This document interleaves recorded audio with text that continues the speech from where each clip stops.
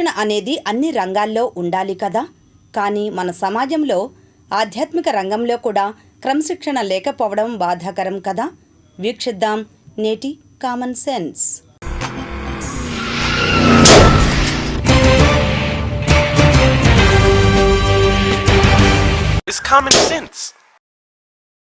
మంగళగిరి పుణ్యక్షేత్రంలో ముక్కోటి ఏకాదశి అత్యంత వైభవంగా జరిగింది.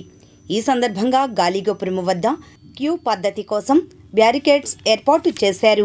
పవిత్రమైన కార్యక్రమానికి వచ్చిన వేళ ప్రశాంతంగా క్యూలో నిలబడి దర్శనం చేసుకోవడం బాగుంటుంది కదా.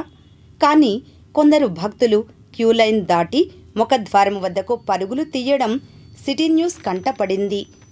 సమాజంలో క్రమశిక్షణ అన్ని రంగాల్లో లోపించడం కనిపిస్తోంది. చివరకు భక్తి మార్గంలో కూడా క్రమశిక్షణ లోపించడం బాధాకరం.